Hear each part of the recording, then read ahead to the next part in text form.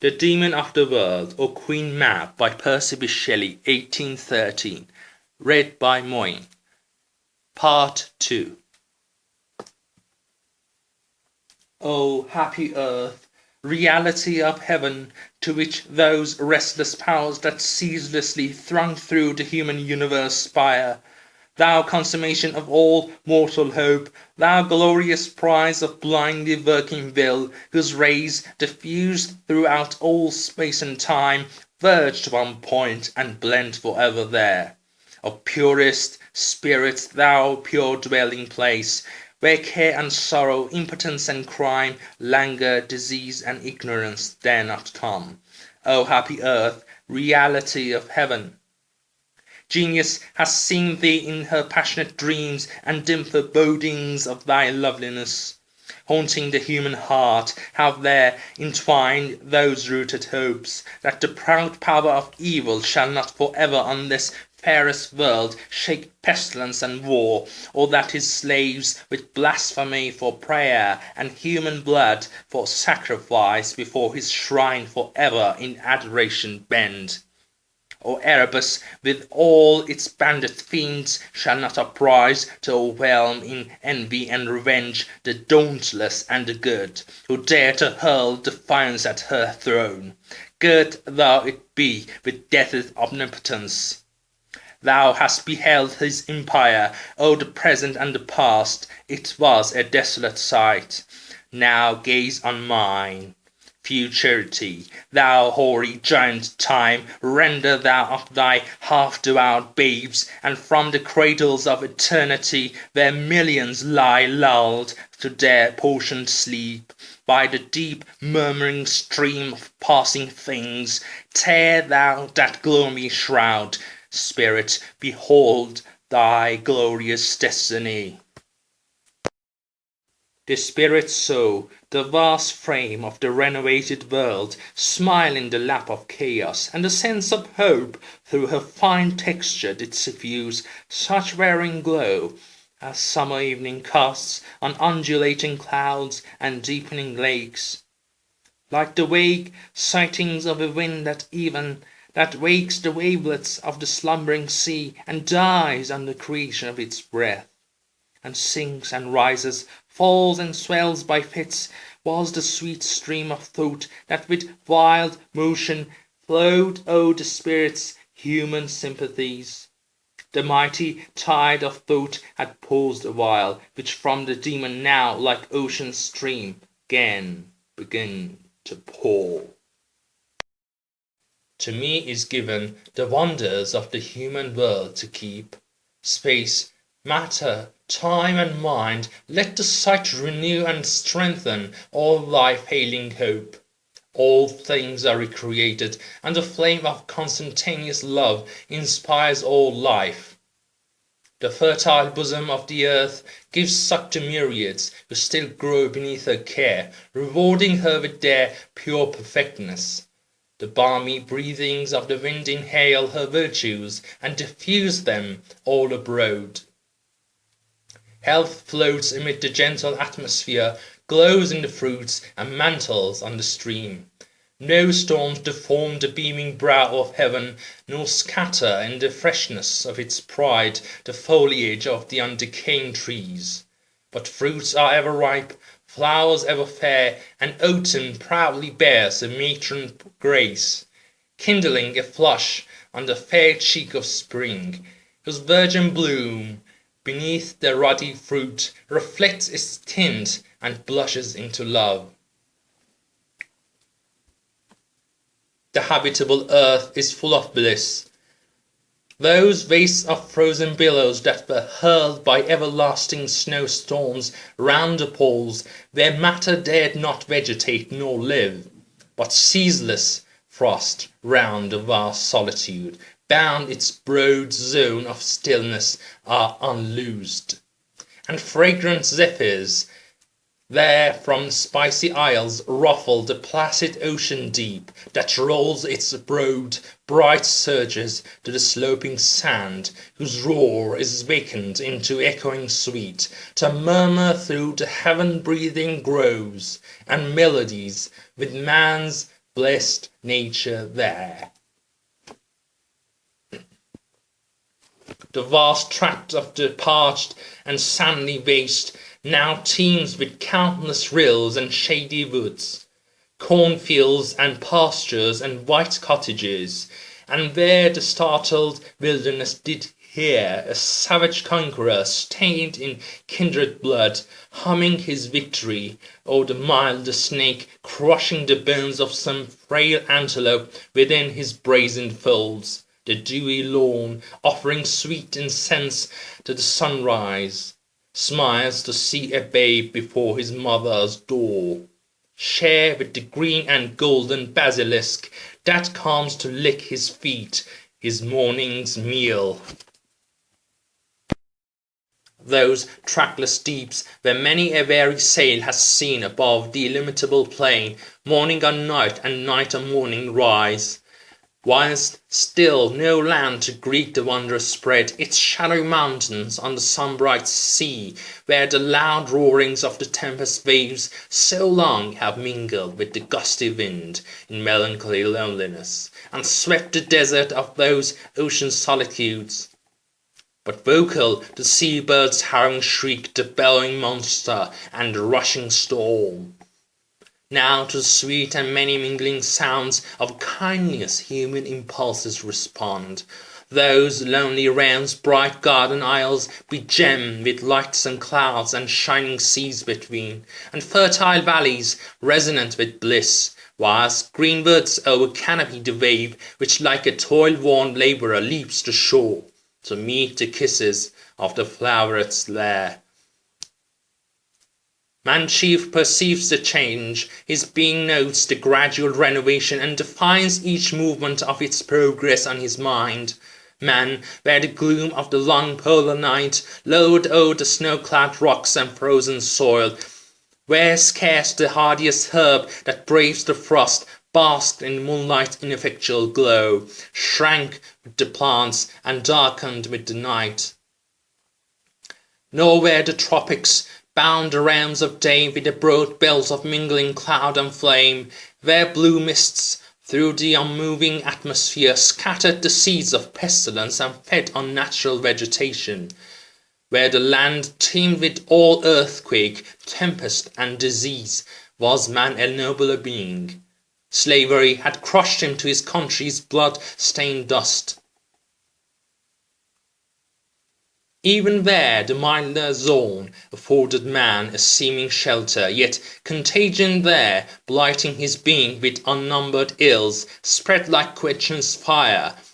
No truth availed till late to rest its progress, to create that peace which first in bloodless victory waved her snowy standard o'er this favoured clime. There man was long the train-bearer of slaves, the mimic of surrounding misery, the jackal of ambition's lion rage, the bloodhound of religion's hungry zeal.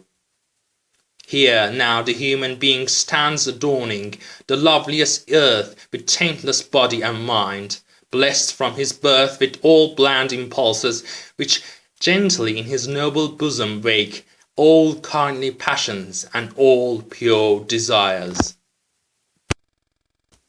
Him still from hope to hope the bliss pursuing, which from the exhaustless law of human weal dawns on the virtuous mind, the thoughts that rise in time destroying infiniteness, gift with self-enshrined eternity, that mocks the unprevailing hoariness of age, and man, once fleeting o'er the transient scene, swift as unremembered vision, stands immortal upon earth. No longer now he slays the beast that sports around his dwelling, and horribly devours its mangled flesh, or drinks its vital blood, which like a stream of poison through his fevered veins did flow, feeding a plague that secretly consumed his feeble frame, and kindling in his mind hatred, despair, and fear and vain belief. The germs of misery, death, disease, and crime, no longer now the winged inhabitants, that in the woods their sweet lives sing away, flee from the form of man, but gather round and prune their sunny feathers on the hands which little children stretch in friendly sports. towards these dreadless partners of their play. All things are void of terror. Man has lost his desolating privilege and stands unequal amidst equals. Happiness and science dawn though late upon the earth. Peace cheers the mind, health renovates the frame. Disease and pleasure cease to mingle here.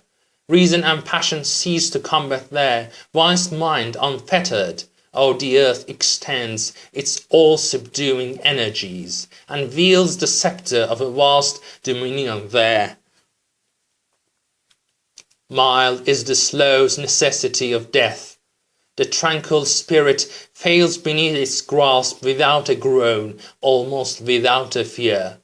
Resigned in peace to the necessity, calm as a voyager to some distant land, and full of wonder, full of hope as he. The deadly germs of languor and disease waste in the human frame, and nature gifts with choicest boons her human worshippers. How vigorous now the athletic form of age! How clear its open and unwrinkled brow, where neither avarice, cunning, pride, or care had stamped the seal of grey deformity on all the mingling lineaments of time.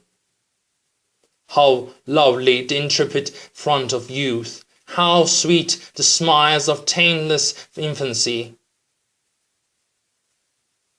Within the massy prison's mouldering courts, fearless and free, the ruddy children play, weaving gay chaplets for their innocent brows.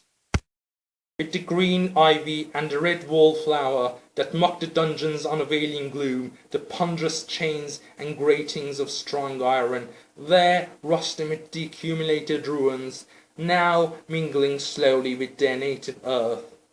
There the broad beam of day which feebly once lighted the cheek of lean captivity with a pale and sickly glare now freely shines on the pure smiles of infant playfulness. No more the shuddering voice of hoarse despair peals through the echoing vaults, but soothing notes of ivy-fingered winds and gladsome birds and merriment are resonant round.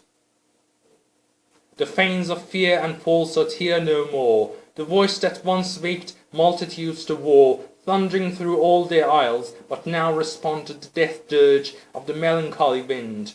It were a sight of awful to see. The works of fate and slavery, so vast, so sumptuous, yet withal so perishing. Even as the corpse that rests beneath their wall, 1,000 mourners deck the pomp of death. Today the breathing marble glows above to decorate its memory, and tongues are busy of its life. Tomorrow worms in silence and darkness seize their prey. These ruins soon leave not a wreck behind. Their elements, wide scattered o'er the globe, to happier shapes are moulded, and become ministrants to all blissful impulses. Thus human things are perfected, and earth, even as a child beneath its mother love, is strengthened in all excellence, and grows fairer and nobler with each passing year.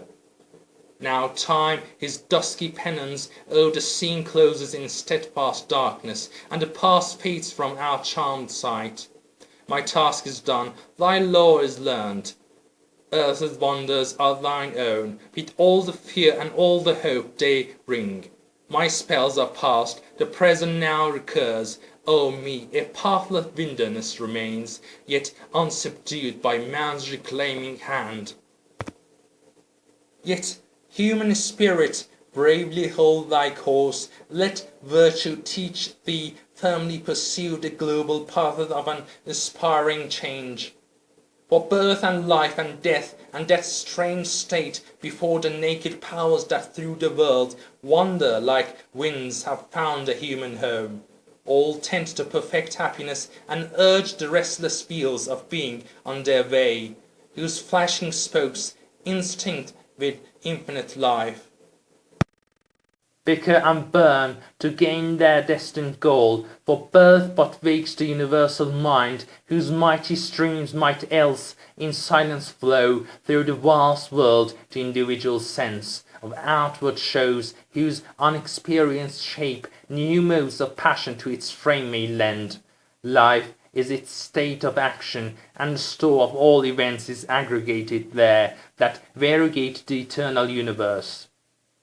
Death is a gate of dreariness and gloom, that leads to azure isles and beaming skies, and happy regions of eternal hope. Therefore, O spirit, fearlessly bear on.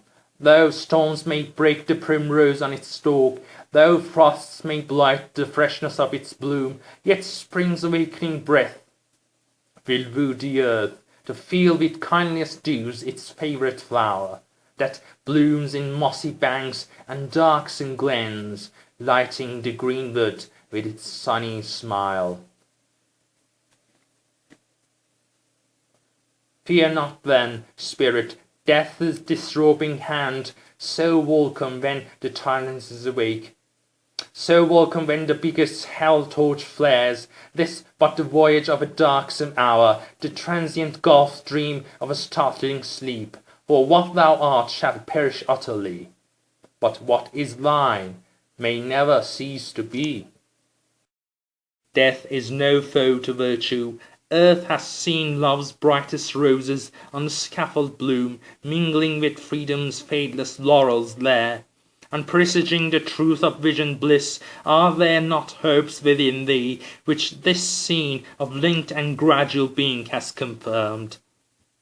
Hopes that not vainly thou and living fires of mine, as radiant and as pure as thou, have shone upon the paths of men. Return, surpassing spirit, to that world where thou art destined an eternal war to wage with tyranny and falsehood, and uproot the germs of misery from the human heart.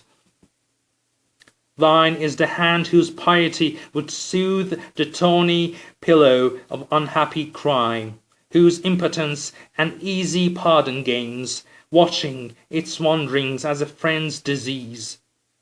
Thine is the brow whose mildness would defy its fiercest rage and brave its sternest will, when fenced by power and master of the world. Thou art sincere and good, of resolute mind, free from heart-withering custom's cold control, of passion lofty, pure and unsubdued. Earth's pride and meanness could not vanquish thee, and therefore art thou worthy of the boon which thou hast now received.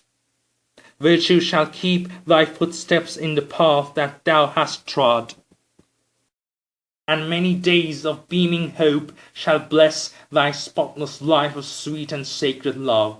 Go, happy one, and give that bosom joy whose sleepless spirit waits to catch light, life, and rapture from thy smile.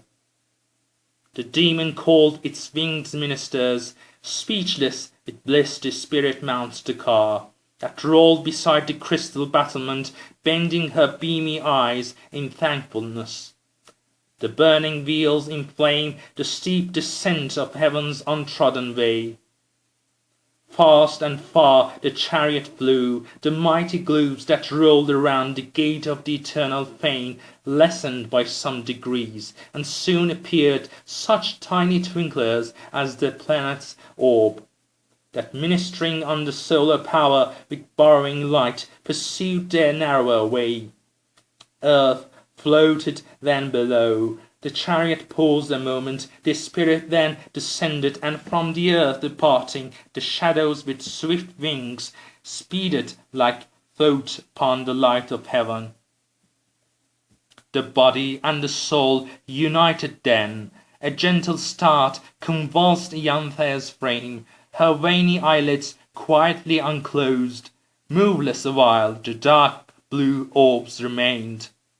She looked around in wonder and beheld Henry, who kneeled in silence by her couch, watching her sleep with looks of speechless love, and the bright beaming stars that through the casement shone.